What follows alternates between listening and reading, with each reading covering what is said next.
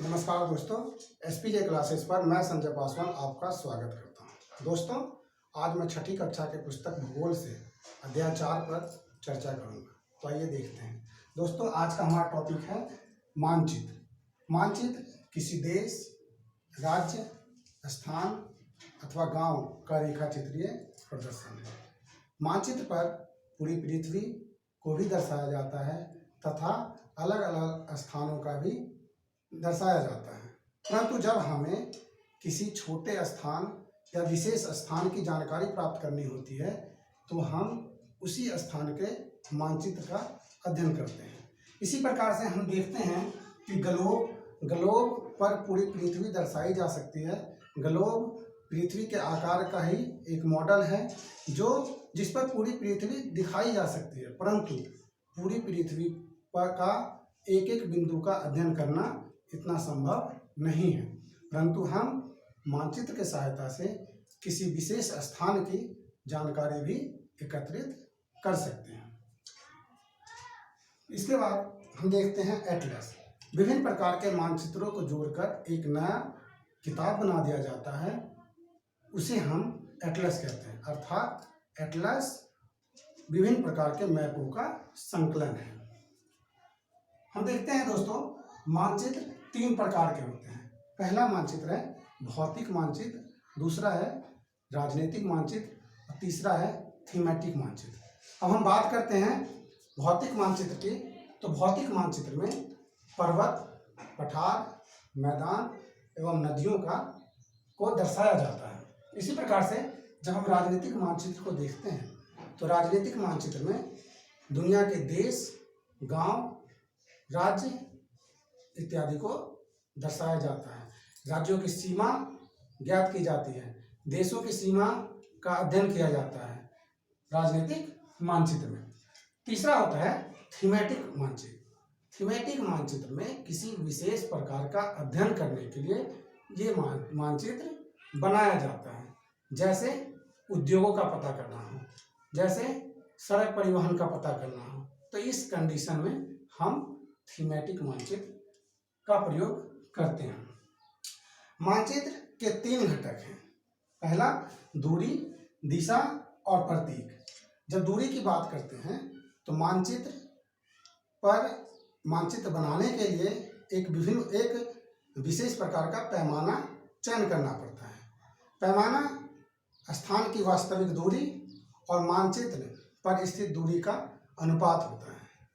जब हमें किसी छोटे स्थान का अध्ययन करना होता है तो हम वहाँ पर बड़ा पैमाना लेते हैं। सपोज करते हैं कि हमारे घर से विद्यालय की दूरी यदि 10 किलोमीटर है तो हम स्केल पर, पैमाने पर 1 सेंटीमीटर बराबर 5 किलोमीटर दर्शा सकते हैं और इसी प्रकार से 2 सेंटीमीटर पर हम 10 किलोमीटर दर्शा सकते हैं। लेकिन जब हमें ज़्यादा बड़े पैमाने पर अध्ययन करना होता है, बड़े एरिया का अध्ययन करना पड़ता है, तो हमें छोटा पैमाना लेना पड़ता है। जैसे कि सपोज करते हैं कि यदि दूरी हमें 5000 किलोमीटर लेना है तो उस जगह पर हम कोशिश करते हैं कि 1 सेंटीमीटर में कम से कम 500 किलोमीटर को प्रदर्शित करें, ताकि उस बड़े एरिया को हम एक पन्ने पर डिजाइन कर पाएँ, चित्रित कर पाएँ। इसलिए पैमाना बहुत ज़रूरी होता है। दूसरा है दिशा।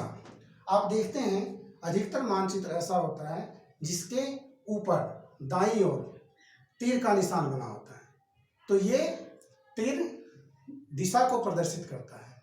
अर्थात किसी मानचित्र के ऊपर के हिस्से को हम उत्तर कहते हैं और उसके ठीक नीचे के हिस्से को हम दक्षिण करते हैं।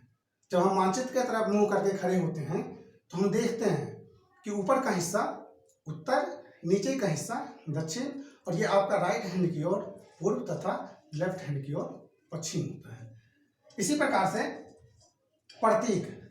मानचित्र पर हर चीज़ों को दिखाना संभव नहीं है, इसलिए विशेष प्रकार का प्रतीक बनाया जाता है, अर्थात चिन्ह बनाया जाता है, और चिन्हों के माध्यम से उसकी जानकारी प्रदर्शित की जाती हैं। जैसे जलाशयों के लिए, मंदिरों के लिए मंदिर बना दिया जाता है, जलाशयों के लिए जलाशयों का थोड़ा सा पहचान बना दिया जाता है, प्रतीक बना दिया जाता है। इससे प्रदर्शित हो जाता है कि यहाँ पर जलाशय हैं, यहाँ पर मंदिर हैं। दोस्तों, अब हम देखते हैं प्रधान बिंदु। तो आपने देखा होगा हमारी दिशाएं 4 हैं, मुख्य रूप से ये 4 दिशाएं हैं जिसको हम प्रधान बिंदु कहते हैं, जिसमें ऊपर की तरफ उत्तर दिशा, नीचे दक्षिण दिशा, और ये पूर्व दिशा तथा ये पश्चिम दिशा होता है। तो ये 4 दिशाएं जो कि प्रधान बिंदु कहलाती हैं। लेकिन जब हमें और विस्तृत जानकारी प्राप्त करनी होती है तो इसके अंदर हम 4 दिशाओं को और भी अंकित करते हैं इस तरह से। तो ये वाला दिशा हमारा उत्तर पश्चिम, ये हमारा उत्तर पूर्व, ये हमारा दक्षिण पश्चिम, दक्षिण पूर्व, और ये हमारा दक्षिण पश्चिम हो जाता है। अर्थात जब हमें दिशाओं का विस्तृत जानकारी एकत्रित करना होता है तो हम इस तरह से जो है प्रधान बिंदु का और अन्य बिंदुओं का अध्ययन करते हैं ताकि हम सही दिशाओं की जानकारी एकत्रित कर सकें। अगला है दिक्सूचक। दिक्सूचक एक प्रकार का ऐसा यंत्र है जिस पर हमें दिशाओं की जानकारी मिलती है। इसमें 2 प्रकार के चुंबकीय सुई लगे होते हैं। जो दिक्सूचक में एक ऐसा यंत्र है जिसमें 2 प्रकार के चुंबकीय सुई लगे होते हैं जो सदैव उत्तर तथा दक्षिण दिशा को प्रदर्शित करता है। इसलिए दिशा का अध्ययन करने के लिए इस दिक्सूचक का भी अध्ययन अनिवार्य हो जाता है। अगला है हमारा खाका। खाका एक छोटे से क्षेत्र को बड़े पैमाने पर बनाया गया मानचित्र, रेखाचित्रीय प्रदर्शन खाका कहलाता है, जिससे हम उस छोटे से एरिया का, छोटे से क्षेत्रफल का सुचारू रूप से अध्ययन कर सके, इसलिए खाका तैयार किया जा सकता है। दोस्तों, हम देखते हैं मानचित्र में विभिन्न रंगों का भी प्रयोग किया जाता है। इस रंग का प्रयोग मुख्य रूप से जलाशयों के लिए नीला रंग, मंदिरों के लिए लाल रंग, पर्वतों के लिए भूरा रंग तथा पठारों के लिए पीला रंग का प्रयोग किया जाता है। इसलिए इसमें रंगों का भी विशेष महत्व है। अगर आपको मेरा यह वीडियो पसंद आया तो इसे लाइक करें, सब्सक्राइब करें तथा दोस्तों को शेयर करें। और याद रहे दोस्तों, ये चैप्टर छोटा है और इसी तरह के क्वेश्चंस इसी में से आपके क्वेश्चन बनेंगे और इसके हिसाब से आप पेपर में लिख सकते हैं। मुख्य रूप से यदि हम क्वेश्चन की बात करते हैं तो सीटेट के अंदर एक ये क्वेश्चन बहुत इंपॉर्टेंट बनता है कि मानचित्र के 3 घटक कौन कौन से हैं। इसमें आपको ये 3 ऑप्शन दे देगा और एक चौथा ऑप्शन दे देगा उपरोक्त सभी, या फिर इसी में अलग अलग पॉइंट बना के आपको दे देगा और आपसे पूछ लेगा। तो इस मानचित्र के बारे में अलग अलग आपको सही से वीडियो को देखना है, बार बार समझने का प्रयास करना है और इससे आने वाले क्वेश्चन को हल करना है ताकि आप अच्छी तरह से सफलता प्राप्त कर सकें। धन्यवाद दोस्तों।